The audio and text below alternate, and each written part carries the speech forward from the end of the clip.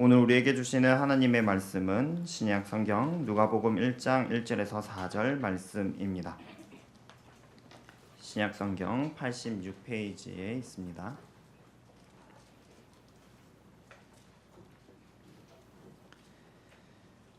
신약 성경 누가복음 1장 1절에서 4절 말씀입니다. 살아계신 하나님의 말씀에 귀를 기울이시기 바랍니다. 하나님의 말씀을 봉독합니다. 우리 중에 이루어진 사실에 대하여 처음부터 목격자와 말씀의 일꾼 된 자들이 전하여 준 그대로 내력을 저술하려고 붓을 든 사람이 많은지라 그 모든 일을 근원부터 자세히 미루어 살핀 나도 데오빌로 각하에게 차례대로 써보내는 것이 좋은 줄 알았노니 이는 각하가 알고 있는 바를 더 확실하게 하려 함이로라. 아멘. 후 셋째 주일입니다. 본당 건물이 철거되고 사무실 창으로 들어오는 아차산 자락과 그 아차산 위로 솟아오른 태양을 아침에 맞이합니다. 다니엘이 예루살렘을 향하여 창문을 열고 기도했듯이 교회터가 보이는 창을 열고 기도합니다. 우리 신앙의 회복을 위해서, 우리 중곡동교회 부흥과 믿음의 역사를 위해서, 병든 자, 상한 자, 연약한 자를 위해서 기도합니다. 하늘 뜻이 이 땅 가운데 이루어지길 기도합니다. 하늘나라가 속히 우리에게 임하기를 기도합니다. 그리고 오늘 하루 이 교회터에서 공사하는 모든 일을 위해서 안전하게 하시기를 간구합니다. 그렇게 기도로 하루를 엽니다. 기도의 특권을 주셨기에 주의 이름을 부르며 긍휼을 구합니다. 6월은 기도의 달입니다. 기도에 힘쓰시길 바랍니다. 골방의 기도, 개인의 은밀한 기도가 있어야 합니다. 또 모여 함께 기도함이 있어야 합니다. 마음과 뜻을 모아 우리 교회가 함께 기도해야 합니다. 기도하는 하루, 기도하는 한 달로, 그래서 기도하는 교회가 우리 중곡동 교회가 되길 바랍니다. 오늘도 주님의 이름을 찬미하고 하나님을 높이고 즐거워하며 예배하는 성도에게 주께서 가장 좋은 곳으로, 가장 선한 길로 인도하시길 축원합니다. 오늘부터 누가복음 말씀을 전하려 합니다. 오늘 말씀은 누가가 복음서를 기록한 이유입니다. 그 이유가 4절입니다. 함께 봉독하겠습니다. 시작. 이는 각하가 알고 있는 바를 더 확실하게 하려 함이로라. 아멘. 새 한글 성경은 어르신께서 들어서 배운 말씀들이 확실한 것임을 제대로 알게 해드리려는 것입니다. 라고 번역합니다. 복음을 들었습니다. 복음을 배웠습니다. 이것이 확실하다는 것을 알게 하려고 쓴 겁니다. 따라서 누가가 복음서를 기록한 이유는 우리가 복음서를 읽어야 하는 이유가 됩니다. 누가는 복음을 듣고 배우는 사람이 더 확실히 알고 믿게 하려고 썼습니다. 그러면 우리는 이 복음서를 읽음을 통해 더 확실히 알고 뿌리를 내리고 열매를 맺기 위해서 읽어야 합니다. 여러분 성경을 읽고 있으시죠? 별로 대답을 안 하시더라고요. 읽기에 좀 읽고 있다고 자신 있게 이야기하셔도 되는데 어정쩡하게 대답하셔가지고 예수께서 제자들을 부르셨습니다. 나를 따라오너라 내가 너희로 사람을 낚는 어부가 되게 하리라 하셨죠. 예수께서는 말씀이 육신이 되어 우리에게 오셨습니다. 그래서 그때는 예수님이 말씀이었습니다. 그래서 예수께서 제자들이 말씀이신 예수님을 따르라 하셨고, 그래서 말씀이신 예수께서 앞서 인도하셨고 그 제자들을 가르치셨습니다. 말씀이신 예수와 함께함이 제자들의 삶이었습니다. 그런데 말씀이신 예수께서 하늘로 올리우셨습니다. 우리가 따를 말씀이 필요합니다. 그 말씀이 기록된 말씀이며 이 기록된 말씀을 살아 움직이게 하시는 성령의 역사가 우리에게 필요합니다. 따라서 말씀을 읽고 행하는 것은 말씀이신 예수님을 따르는 신앙 행위입니다. 말씀을 읽지 않고 예수를 알 수 없으며 말씀을 따르지 않고는 예수의 제자가 될 수 없습니다. 그래서 우리는 기록된 말씀을 읽습니다. 말씀을 통해 나와 세상을 향한 하나님의 마음을 알게 됩니다. 말씀을 통해 갈림길에서 선택의 길에서 내가 걸어야 할 길을 발견하게 되고 결단합니다. 말씀을 통해 위로를 받고 힘과 소망을 얻습니다. 그래서 말씀을 읽지 않고는 예수를 알 수 없고 예수의 길을 따를 수 없습니다. 말씀을 읽어야 깊고 견고한 믿음에 이르게 됩니다. 바울 사도가 디모데후서 3장에서 디모데에게 이렇게 말하죠. 또 어려서부터 성경을 알았나니 성경은 능히 너로 하여금 그리스도 예수 안에 있는 믿음으로 말미암아 구원에 이르는 지혜가 있느니라. 모든 성경은 하나님의 감동으로 된 것으로 교훈과 책망과 바르게 함과 의로 교육하기에 유익하니 이는 하나님의 사람으로 온전하게 하여 모든 선한 일을 행할 능력을 갖추게 하려 함이라 합니다. 성경은 예수 그리스도 안에 있는 구원, 그 구원을 받기 위한 믿음의 지혜에 이르게 합니다. 성경은 내 인생을 교훈하고 책망하고 바르고 의롭게 교육합니다. 하나님의 사람으로 온전하게 합니다. 하나님의 선한 일을 행할 능력을 구비하게 만듭니다. 이 말을 뒤집어 읽으면 성경을 읽지 않으면 그리스도 예수 안에 있는 구원에 이르는 지혜를 얻지 못합니다. 성경을 읽지 않는 사람은 하나님의 교훈을 받고 있지 않으며 책망을 듣지 않으며 바르고 의롭게 살 의사가 별로 없다는 뜻입니다. 성경을 읽지 않으면 선한 일을 할 능력을 갖지 못합니다. 성경을 읽어야 합니다. 꾸준하게 읽어야 합니다. 때로 통독하고 때로 정독하고 묵상하면서 읽어야 합니다. 하나님께서 가나안에 들어가려는 여호수아에게 주신 것이 있습니다. 무엇을 주셨을까요? 성경입니다. 여호수아 1장에 이렇게 말씀하시죠. 이 율법책을 내 입에서 떠나지 말게 하며 주야로 그것을 묵상하여 그 가운데 기록된 대로 다 지켜 행하라. 그리하면 내 길이 평탄하게 될 것이며 네가 형통하리라 하십니다. 가나안 땅을 점령하는 데 필수 무기가 성경입니다. 성경을 읽고 성경을 묵상하고 그것을 지켜 행하면 무슨 일이 일어납니까? 네 길이 평탄하게 될 것이고 네가 형통하게 된다라고 하시죠. 우리가 구하는 것이 무엇입니까? 평안, 평탄과 형통이죠. 하나님, 우리 가정에 복 주십시오.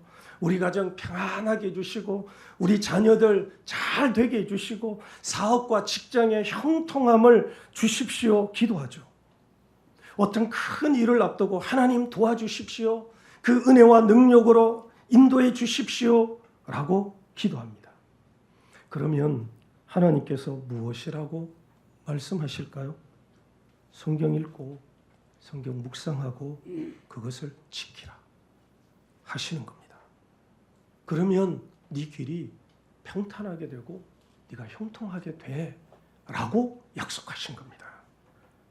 그러므로 우리가 잘 되고 범사에 평안하고 그리고 하나님이 주시는 은혜의 복락을 누리려면 말씀을 읽고 말씀을 묵상하고 그 말씀을 지켜 행하는 이 삼박자가 반드시 있어야 됩니다.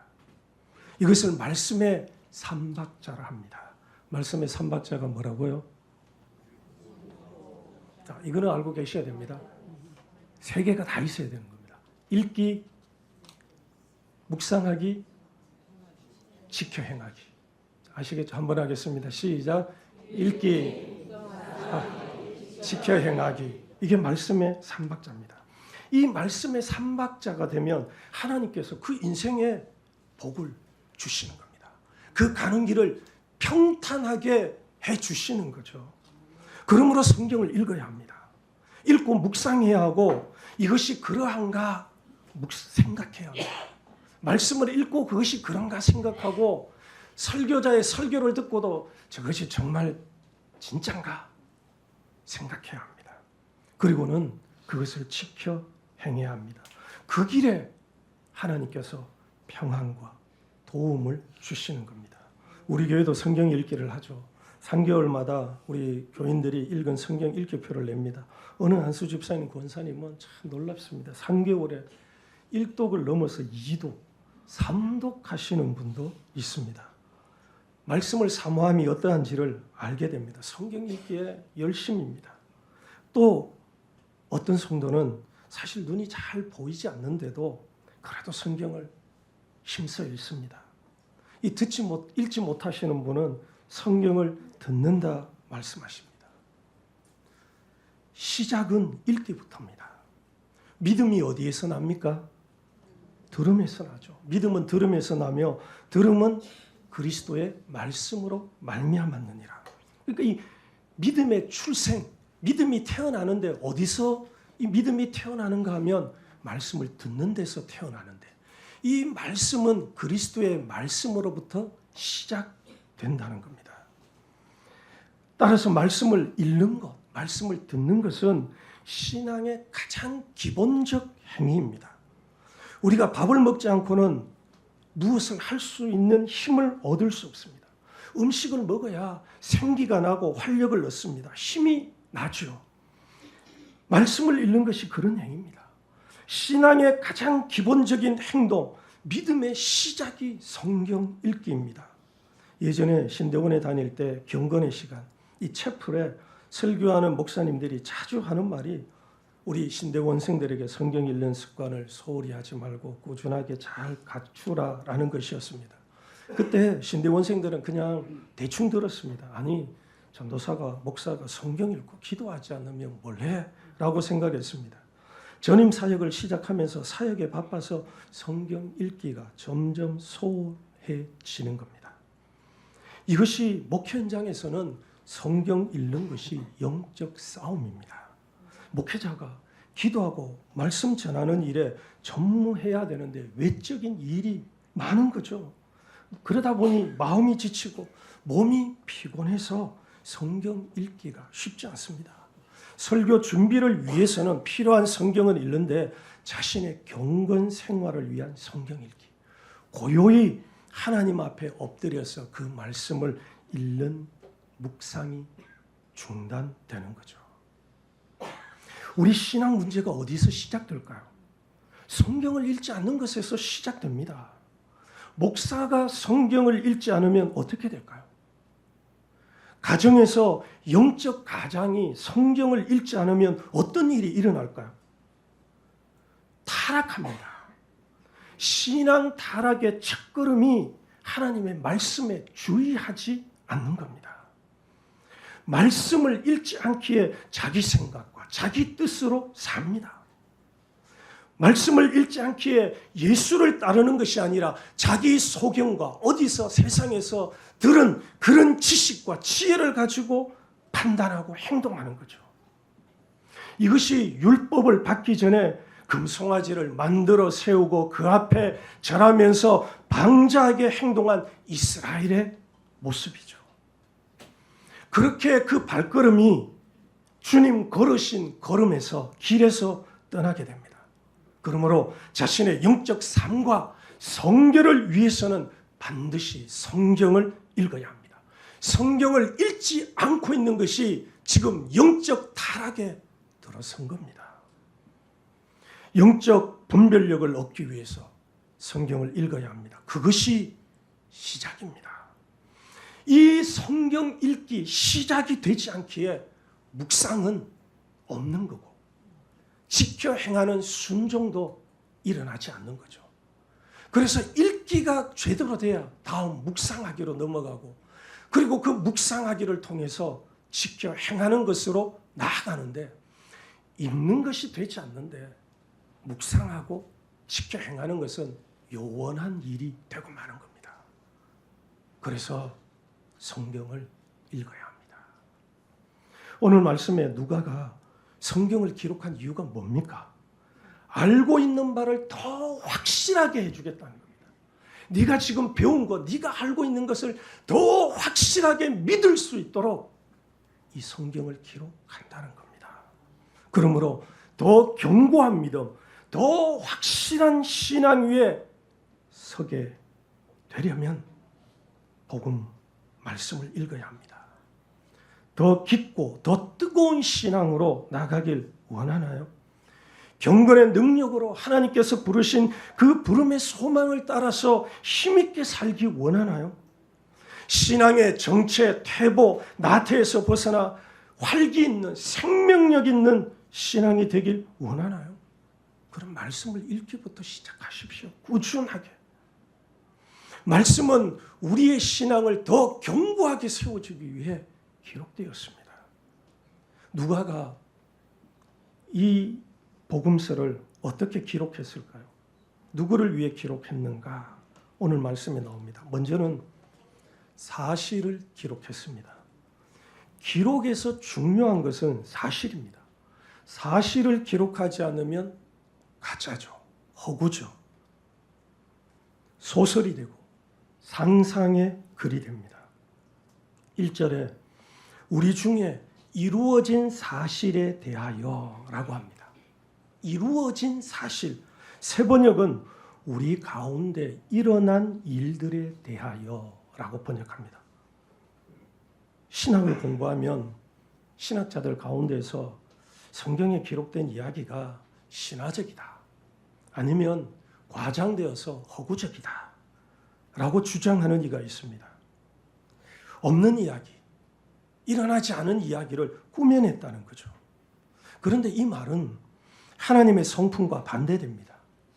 우리는 하나님을 어떤 분이라 말합니까? 하나님은 의로우시다, 사랑이시다 말하는데 의로우시다고 하죠. 십계명에도 거짓 증언하지 말라 하셨습니다. 그런데 없는 이야기를 만들어내고 작은 것을 큰 것으로 부풀려 과장되게 한다면, 기록되었다면 하나님은 자기 모순에 빠집니다. 의롭다 하시니까 불의를 행하는 것이죠. 정직하라 말씀하시니까 아니 어떻게 기록된 성경인데 거짓을 기록하게 하셨을까요? 누가는 복음서를 창작한 것이 아닙니다. 사람들에게 감동, 감명을 주려고 글솜씨를 발휘해서 없는 이야기를 아주 은혜롭게 꾸며낸 것이 아니란 겁니다. 물론 그의 글솜씨가 있습니다. 문장력이 있지요.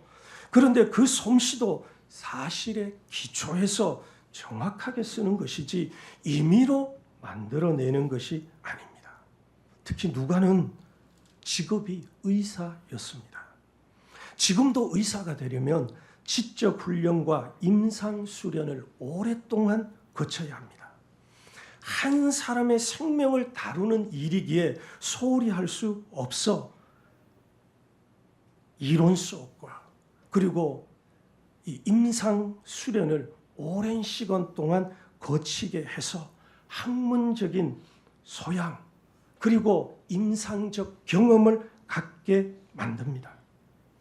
누가가 방대한 자료들을 수집하고 파악해서 한 사람의 질병에 합리적이고 이성적인 판단을 합니다. 그렇게 판단하고 그렇게 사고하도록 누가는 훈련을 받았습니다. 누가가 복음서를 그렇게 기록했다는 뜻입니다. 누가가 살던 시대에 유대에서 일어난 이야기, 실존 인물로서 예수의 삶과 죽음, 부활을 기록했습니다. 이방인으로서 의사로서 역사적 있었던 사실을 기록한 거죠. 따라서 누가는 처음부터 이렇게 말합니다. 사실에 대한 것이다. 성경은 사실을 말합니다. 우리가 살던 이 땅에서 진짜 있었던 일을 기록한 겁니다. 성경은 허구가 아닙니다. 성경은 하나님께서 세상을 사랑하사 우리 죄인들을 위해 예수를 이 땅에 보내고 이 예수가 우리를 위해서 십자가에 피 흘려 죽으시고 부활하신 그 있었던 사실을 말합니다.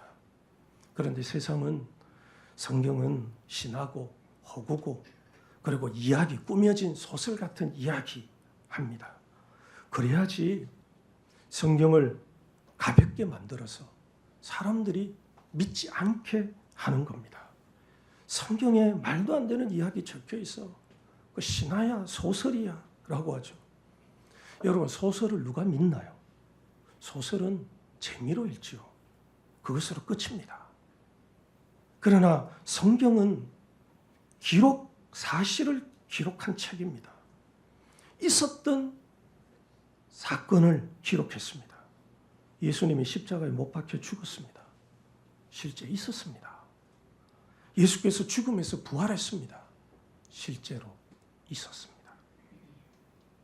둘째로 누가는 많은 목격자와 자료를 토대로 성경을 기록했습니다.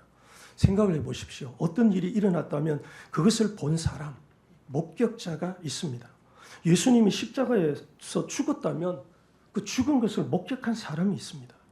예수님이 죽음에서 부활했다면 그 부활을 목격한 목격자가 있습니다. 어떤 일을, 사실을 확증하려 할 때 필요한 것이 무엇입니까? 증인과 증거죠. 그 일을 목격한 사람이 없으면, 그리고 그 사실을 뒷받칠 만한 신빙성 있는 증거가 없으면 자기만의 주장이 됩니다. 그래서 어떤 일이 일어나면 그 일을 둘러싸 목격한 사람, 아니면 그 일이 일어나서 그것이 어떤 일어난 파편들, 증거들이 환경이 있습니다. 누가는 예수님을 이 땅에서 직접 만나지 못했습니다. 그 자신이 목격자는 아닙니다. 그러나 누가는 목격자를 만났습니다. 그 목격자들이 기록한 자료를 자세히 살폈습니다. 그것이 2절과 3절입니다. 우리 2절과 3절을 같이 봉독하겠습니다. 시작. 처음부터 목격자와 내력을 저술하려고 붓을 든 사람이 많은지라 그 모든 일을 자세히 데오빌라 각하에게 차례대로 써보내는 것이 좋은 줄 알았나니. 아멘. 그 일을 목격한 사람이 붓을 들었습니다. 그 사람들이 복음서에서는 마태, 요한이죠.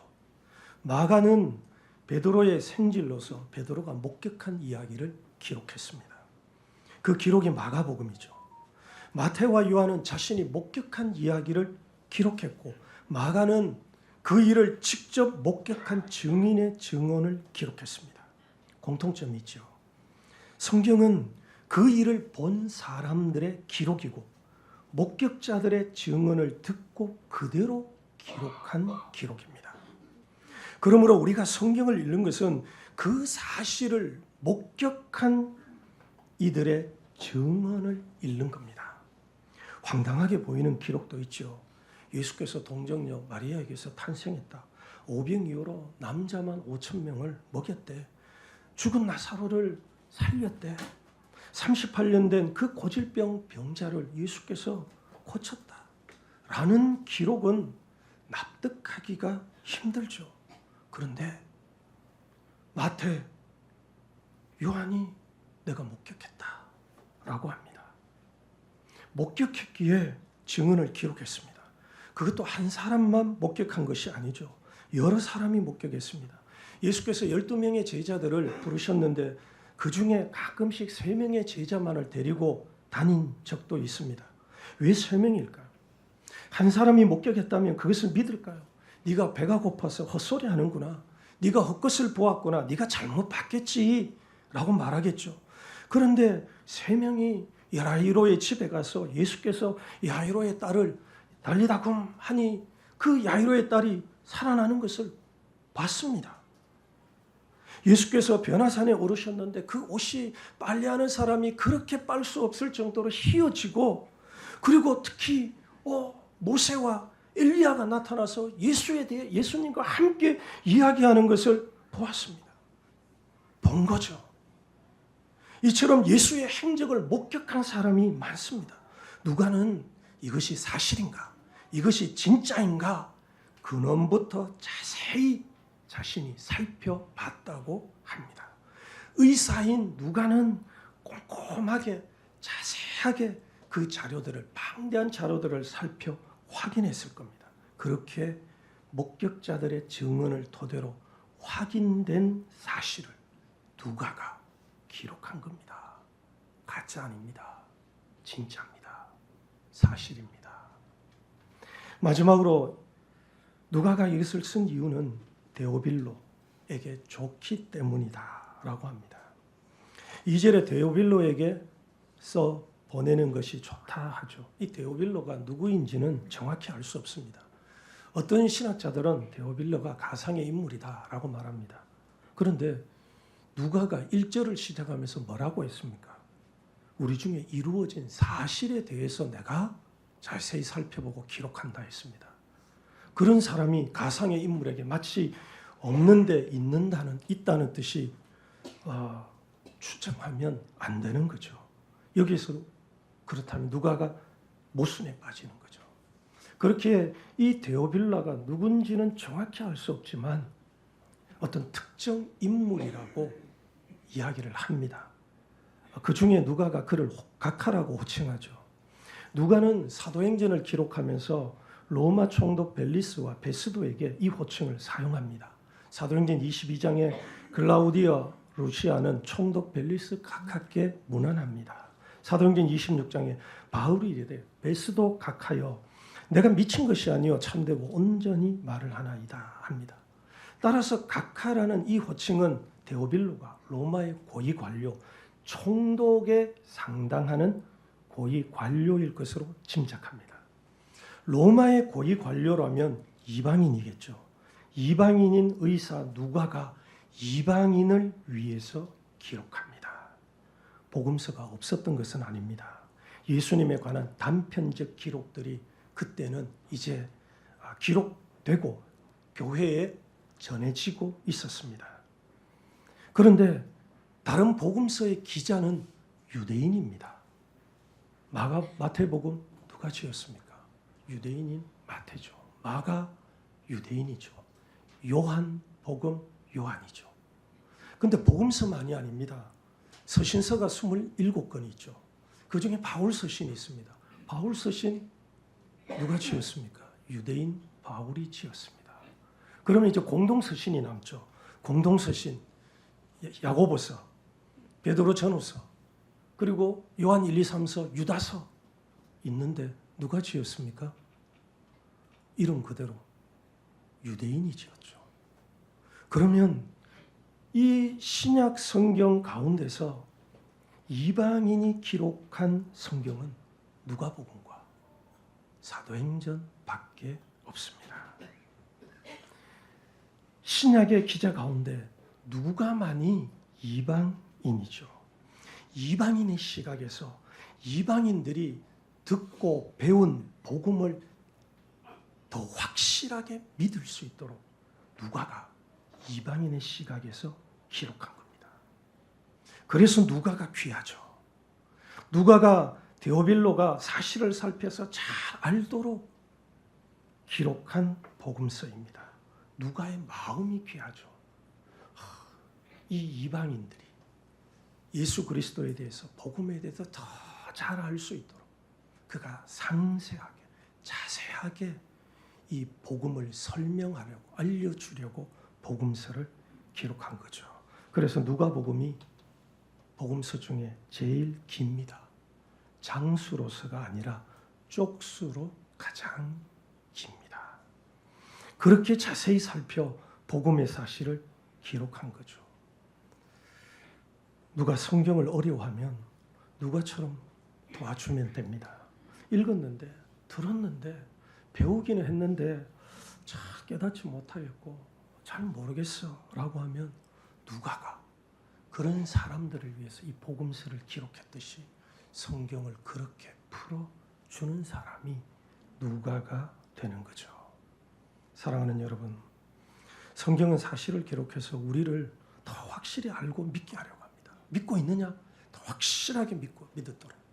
그런데 아직까지 의심이 있어서 믿지 못하고 있다면 믿을 수 있도록 기록된 거죠. 그러므로 주일을 제외하고 닫아놓은 성경을 이제 펼치기 바랍니다. 아니 사실 주일도 이렇게 와서 예배 드리고 나면 성경 펼치지 않죠. 잘 성경을 펼치십시오. 성경을 읽으십시오. 여러분의 믿음을 위해서, 영적 성장을 위해서, 더 깊은 세계로 나아가기 위해서 성경을 펴고 읽으십시오. 이 기본인 읽기가 되지 않으면 신앙은 더 자라기 힘듭니다. 더 깊은 영적 세계로 나아가기가 어렵습니다. 하나님, 제가 알지만 더 확실히 알고 확실한 믿음으로 나아갈 수 있도록, 제가 열매 맺을 수 있도록 하나님, 제가 성경을 읽고 묵상하고 지켜 행하겠습니다. 이렇게 결단하는 성도와 교회 되길 축원합니다. 기도하겠습니다. 오늘 말씀을 기억하며 기도하겠습니다. 여러분, 고요히 하나님 앞에 성경을 펼쳐놓고 읽은 지가 얼마입니까? 매일 읽는 분 참으로 귀한 분입니다. 그 매일 읽음을 통해서 영적으로 자라게 될 겁니다. 그러나 그렇지 못하다면 하나님, 제가 다시 성경을 펼치겠습니다. 내게 주시는 주의 말씀을 듣겠습니다. 성경 읽기를 다시 시작하시기 바랍니다.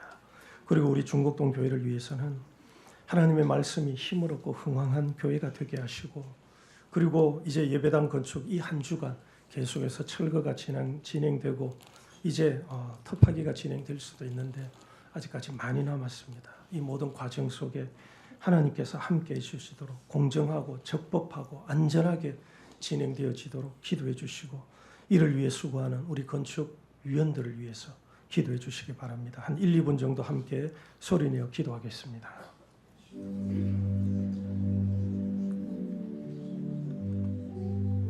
주님, 감사합니다. 우리에게 생명의 말씀을 주셔서 감사합니다. 주님, 참으로 이스라엘 백성들 애굽에서 구원하신 후에 시내산에서 하나님께서 참으로 모세에게 40일을 통하여 생명의 말씀, 그들이 듣고 지켜야 할 은혜의 말씀을 주셨음을 감사합니다. 하나님이 말씀을 가까이 하게 도와주십시오. 어느 순간부터 이 말씀을 읽는 것이 일이 되었습니다. 이 말씀을 읽는 것이 내 삶을 향해 주시는 하나님의 세미한 음성, 그 친밀한 음성으로 듣는 것이 아니라 어느 순간부터 설교하고자 읽고 설교하기 위해서 준비하는 일이 되고 말았습니다. 하나님, 다시금 처음 마음으로 돌아가게 도와주십시오. 그저 내게 주시는 하나님, 나를 향한 그 사랑의 음성, 그 소중한 귀한 음성을 듣는 자가 될 수 있도록 성경을 읽게 하여 주시옵소서. 우리 중곡동 교회가 성경을 읽는 교회가 되길 원합니다. 하나님, 그 말씀을 향하여 즐거이 외치며 나아갈 수 있게 도와주십시오. 그 말씀을 사무엘과 같이 주의 말씀하옵소서, 주의 종이 듣겠습니다. 그렇게 하나님 주의 말씀을 들으며 그 말씀을 읽을 때 우리의 마음을 밝히고 순결하게 하고, 하나님 우리를 일깨우시는 참으로 하나님의 말씀이 힘이 있어 운동력이 있어 좌우의 날성검과 같이 우리를 새롭게 하고 우리를 하나님 힘있게 하시는 그 능력의 역사가 우리 말씀을 읽는 가운데 일어나게 도와주셔서, 그래서 말씀을 읽는 것이 꿀고 송이꿀보다 더 단 하나님 그런 영적 경험과 역사가 계속해서 일어날 수 있게 해 주옵소서. 우리 중곡동교회 예배당 건축 가운데 있습니다. 하나님, 모든 과정 속에 함께 해주시고 우리 특별히 시공사를 통하여서 이 모든 일들이 진행될 때 그들이 적법하고 공정하게 진행하게 도와주시며 안전하게 진행되어서 이 모든 일이 하나님께는 영광이요 또 아버지 우리 성도들에게는 큰 유익으로 나타나게 도와주시며, 여러 분진과 소음 가운데서 하나님 주변에 아버지 민원들이 일어나지 않도록 하나님께서 도와주시고 아버지 하여 주옵소서. 예수님 이름으로 기도합니다.